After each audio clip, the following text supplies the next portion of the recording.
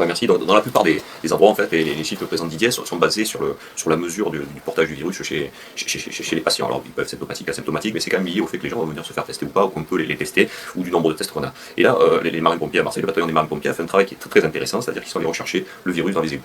Et donc, en surveillant ce virus dans les égouts, ils ont tracé, en gros, une quantité de virus dans les égouts. Et donc, en travaillant avec eux, nous, on a corrélé ça avec le nombre de patients. Et donc, c'est assez fascinant, parce que c'est très, très, très bien corrélé. On voit juste quelque chose qui n'est pas corrélé, c'est amusant, c'est-à-dire on voit une baisse du virus dans les égouts, et ça colle exactement avec la rentrée scolaire, c'est-à-dire les touristes sont partis de la ville, et donc on a une baisse du virus dans les égouts, et puis après on le voit monter doucement, arriver à ce qui est le pic, et là on arrive au pic, et après le pic on voit que ça descend. Et ce qui est fascinant quand même, c'est qu'on voit que ça descend bien avant qu'on mette en place les mesures de confinement, même pire, c'est-à-dire quand on va mettre le confinement, on voit que ça va remonter, c'est-à-dire il est probable que le confinement, que les gens vont se retrouver chez eux, et vont se contaminer entre eux, et donc ça fait ce petit rebond, et après, hop, ça continue à redescendre. Donc on voit finalement que quand on surveille les égouts et certains points des égouts, on peut avoir une vision assez très, très, très précise de l'évolution de l'épidémie, sans tester beaucoup de personnes. Voilà. Et donc c'est un outil qui va être très utile, je pense, dans le futur. D'abord pour l'épidémie de Covid, mais ça peut être utilisé aussi pour beaucoup d'autres maladies infectieuses. Et récemment, par exemple, on a vu apparaître dans les égouts de Marseille un nouveau virus qu'on connaît très bien, qui revient tous les ans. On l'a vu réapparaître, et en même temps, on a vu réapparaître des patients positifs. Donc c'est vraiment un outil du futur.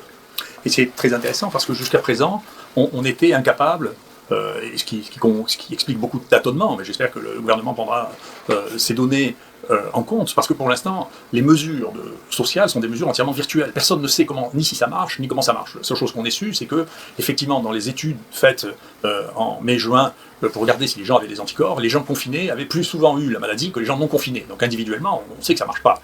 Mais là, c'est intéressant parce qu'au niveau de la population, on peut évaluer la réponse aux mesures que nous avons prises. Alors, là, on est en train d'annoncer des mesures extrêmement drastiques. Il faut réfléchir à voir, maintenant qu'on est capable d'interpréter l'efficacité de ces mesures, à prendre des mesures qui soient cohérentes avec l'observation du niveau épidémique. Donc ça, c'est un point très important et très intéressant, parce que ce nouvel outil devrait pouvoir être un instrument de pilotage des mesures sociales, de façon à rester dans des mesures qui soient proportionnées au risque d'être infecté. Voilà. Merci beaucoup.